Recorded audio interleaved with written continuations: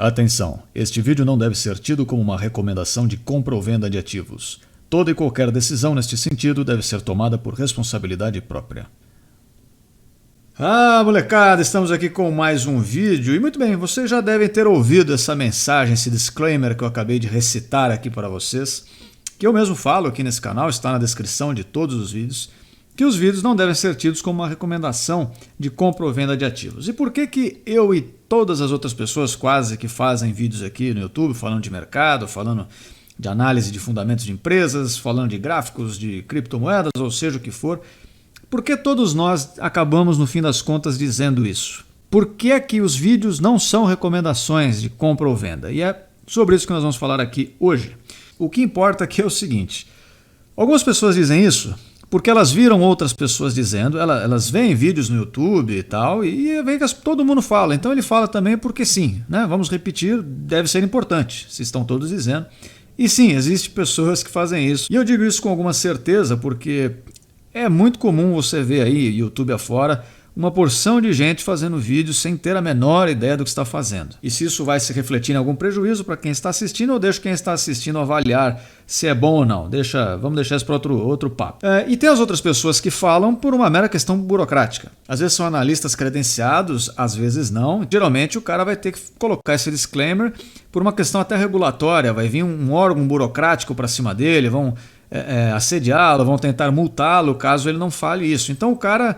ele pode acreditar ou não nisso que ele está dizendo, mas ele fala para evitar de tomar uma multa, de ser perseguido ou qualquer coisa parecida. Então, é um outro lado do porquê que muitas pessoas falam isso ao longo dos vídeos. E veja que não há nada de errado nisso, né? Eu não culpo nenhuma dessas pessoas. Afinal de contas, quem é que gostaria de receber uma multa assim de graça, de ser punido a troco de nada, né? Então, não tiro a razão dessas pessoas. Tem um terceiro lado, que é o que eu tento aplicar aqui, que é um lado assim de ter consciência de que este não é, digamos assim, um produto personalizado.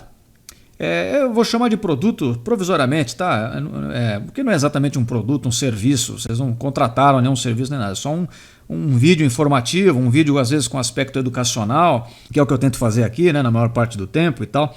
Mas assim, o que eu quero dizer com produto personalizado é as instruções, entre aspas, que a gente dá aqui, quando a gente comenta uma operação qualquer, por exemplo, essa aqui, né, pessoal, rompimento da máxima aqui, teria uma entrada com stop aqui embaixo, um alvo aqui em cima, outra parcial do alvo lá em cima, não sei onde. Dando um exemplo qualquer, né?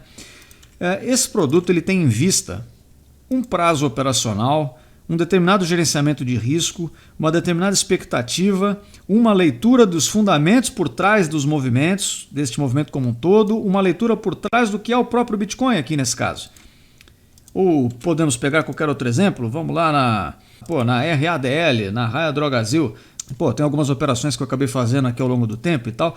Em todas as operações que eu entrei tendo em perspectiva isso que eu acabei de dizer para vocês. Eu tinha um prazo operacional em mente, eu tinha um risco, eu sabia o que eu pretendia buscar com essa operação, quanto tempo mais ou menos ela poderia durar, o tamanho do meu stop caso essa operação desse errado, ou seja, não estava abrindo um position aqui para ficar 2 anos, 5 anos, 20 anos posicionado, eu estava abrindo uma operação pensando em fechar alguns dias ou quem sabe algumas semanas depois, e acabou acontecendo aqui nesse papel, por exemplo.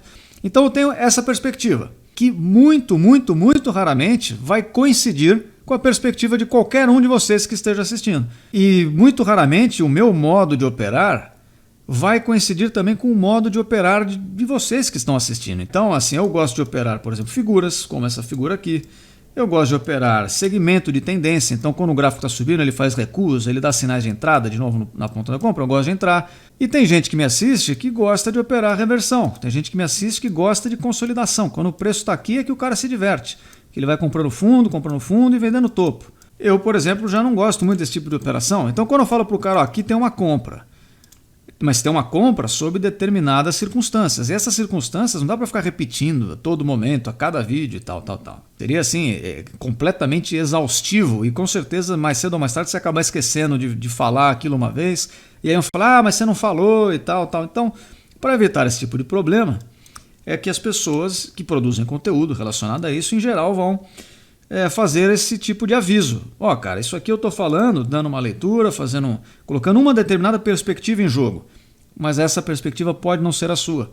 Eu estou comprando aqui, falei que aqui tem uma compra, porque eu estou pensando isso. Mas se você pensa algo diferente disso, para você essa compra não faz sentido. para você esse risco não vale a pena.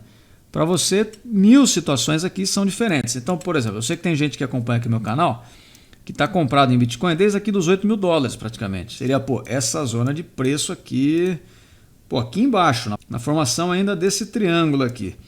Você acha que esse cara que comprou aqui, provavelmente ele comprou porque ele acha que Bitcoin é o próximo paradigma financeiro, que as moedas fiduciárias vão quebrar. Eu acredito nisso também, mas num longo prazo, né? Um prazo que eu não sei se eu estarei vivo para ver e tal, que as moedas fiduciárias têm o prazo contado e tal. O cara que comprou aqui embaixo provavelmente é um entusiasta que gosta da tecnologia, que pensa em manter isso por um longuíssimo prazo. Então, num prazo operacional do gráfico diário, deu uma comprinha aqui, rompeu essa máxima aqui, pessoal, deu uma compra. Com alvo aqui em cima, por exemplo, tá? Stop aqui embaixo, alvo aqui em cima. Você acha que esse cara está preocupado com esse alvo, com esse stop? Ele não está nem aí. Se o preço tivesse voltado mais um tanto, ele estaria posicionado, muito provavelmente. E tanto que passou desse nível de preço aqui, ele também não vendeu, continuou guardando e foi embora, né? Seguiu o movimento. Porque ele tem em mente uma gestão de risco, um prazo, uma crença sobre esse determinado ativo que faz com que para ele faça sentido agir dessa forma. E eu que estou buscando aqui operações mais curtas, e veja que isso não exclui as operações mais longas, tá? Um cara que opera curto, não quer dizer que ele só opere curto. Então nas empresas aqui, por exemplo, poderia comentar com vocês, por exemplo, BB Seguridade, Banco do Brasil Seguridade. Esse é um papel que eu tenho comprado há muito tempo. Eu não fiquei fazendo trade com ele, de compra aqui, vende aqui, compra aqui, vende aqui de novo. Eu estou segurado nesse papel já há um bom tempo, esperando que ele possa, no longo prazo, fazer movimentos importantes que me dêem um retorno. Mas, ao mesmo tempo, eu opero no curto prazo. Se aparecer uma alternativa de curto prazo, eu mesclo as coisas, né? Faço as duas ao mesmo tempo, não tem problema nenhum. Porque isso é compatível com o que eu penso do mercado, com a forma como eu estou interagindo aqui. Agora, para muita gente não vai fazer sentido. Tá? Então, eu estou falando isso porque eu fiquei pensando, depois que eu fiz um vídeo falando sobre essa entrada, eu falei, pessoal, eu realizaria uma parcial aqui com stop abaixo dessa mínima, essa parcial é 1 para 1, né, o risco do stop, e deixaria o resto correr. Se ele romper, eu seguro metade da posição e saio lá em cima, perto de, acho que era 47, 48 mil, 49 mil, por aqui estava o alvo, né? Bem aqui em cima. Eu fiz o vídeo, na hora foi a ideia que me surgiu mais naturalmente, e depois eu fiquei pensando, cara, tem 1 milhão de coisas que você pode fazer aqui. O cara pode acreditar nessa figura do triângulo, e dane-se essa parcial, se ele acha que vai romper para cima, continua com o stop aqui embaixo, não faz parcial nenhuma e leva o alvo inteiro lá para cima, né, a posição inteira, é uma possibilidade. O cara pode fazer essa parcial aqui, puxar o stop para o ponto de entrada, que no caso era esse. O cara pode fechar a posição inteira aqui e esperar um rompimento. Então, fecha a posição inteira aqui, aí rompeu de novo, entra de novo, também era possível agir dessa forma. O cara podia... tem tantas gestões possíveis de risco que o cara pode fazer aqui. Tantas formas de você estabelecer o seu alvo, de você puxar o seu stop mais para cima, puxar o stop mais para baixo, aumentar o tamanho da posição, diminuir o tamanho da posição. São N, X, escolha a variável que você quiser aí, delta, alfa, beta, gama possibilidades, que não é impossível, né, de um analista, de um cara que está fazendo um vídeo aqui, cobrir. Então ele está dando só uma ideia, está indicando, fazendo uma leitura, você vai pegar a sua leitura, aquilo que você já entende do mercado, você pode até utilizar essa nova visão para complementar o que você já pensa, para tirar novas conclusões, né, e quem sabe enriquecer a sua leitura do mercado. Mas em última análise, o que eu estou falando aqui, quando eu falo de compras e vendas e tal, são exemplos didáticos de uma forma possível de se operar. Não é a única possível, e lembrando que ela é personalizada somente para mim. Só para mim isso aqui faz sentido. De repente, para qualquer um de vocês, já não é a mesma coisa por todos esses motivos que eu citei anteriormente. Tem 1 milhão de formas de você encarar todas essas situações e entender quais serão os seus pontos de entrada, quais serão os seus pontos de saída, quando você deve comprar, quando você deve vender. E não cabe então ao produtor do conteúdo fazer essa instrução direta para você do que você deva fazer ou não, certo? Então eu pelo menos encaro dessa forma, e sempre que eu falo para vocês que isso não é uma recomendação de compra, não é uma recomendação de venda, é por isso. Eu estou tentando trazer o conteúdo de uma forma mais educativa, uma forma que ilustre formas de pensar o mercado, e eu espero que sirva apenas como uma referência de ideias, né? Mas não é uma instrução objetiva de como agir. E isso cabe sempre, a decisão final é sempre sua. Você quem sabe onde o seu calo aperta, você quem sabe se você gosta de fazer parciais ou não, Você, quem sabe, se você prefere um perfil mais arriscado, se você prefere posições mais longas, se você prefere posições curtas, se você trabalha com alvo risco-retorno positivo,